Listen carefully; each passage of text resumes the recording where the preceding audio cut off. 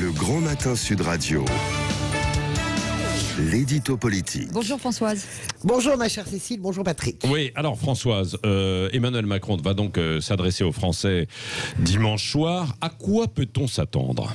Écoutez, vous savez pourquoi il s'adresse aux Français? Pour tenter de reprendre la main, cette expression barbare qui dit bien ce qu'elle veut dire. Pourquoi? Parce que, voilà, Cécile et Patrick, c'est eau et gaz à tous les étages, aujourd'hui en France. Vous avez le malaise des policiers, vous en avez parlé, comme Arthur Delaborde également dans le journal de 7 heures.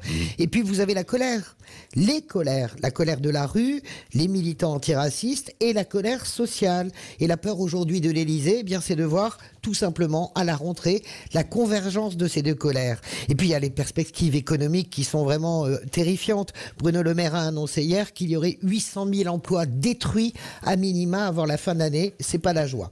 Politiquement, Emmanuel Macron, il doit aussi parler. Il doit avoir une parole politique forte. Pourquoi? Parce que d'abord, il est distancé, fait rarissime sur la longueur, sur la durée et jour après jour par son Premier ministre dans l'opinion, Édouard Philippe. Et puis il y a la déculottée annoncée au municipal le 28 juin. C'est pas une étape facile à passer pour le président de la République.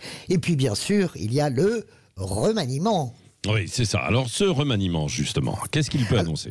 Alors, écoutez, hier, il y avait une première option. Ça commençait à s'agiter dans les rédactions, les téléphones ont chauffé, les conseillers du Prince annonçaient qu'il annoncerait un remaniement.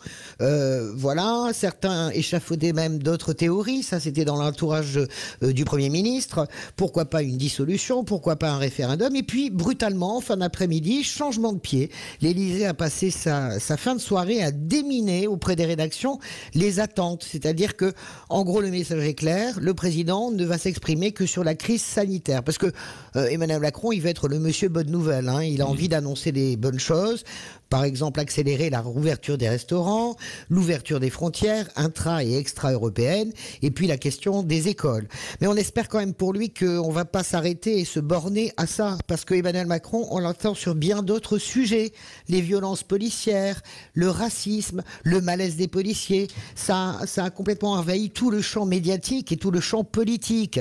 Et puis, ça vaut autre chose qu'un off après le Conseil des ministres. On l'attend sur les retraites. Il semblerait qu'il ait l'intention de la remettre sur le rail, cette fameuse réforme, la baisse des salaires, le cap général, le prof bashing avec cette campagne insensée sur les professeurs décrocheurs.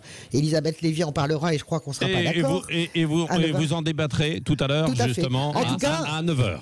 Il y a un adage, Patrick, c'est qu'il ne faut pas aller à la télé si on n'a rien à dire. Bon, voilà. Je pense qu'il y a quand même quelque chose à dire. Bon, on va en discuter tout à l'heure, ma chère Françoise. On vous attend et les auditeurs aussi à 9h pour le petit déjeuner de l'actualité.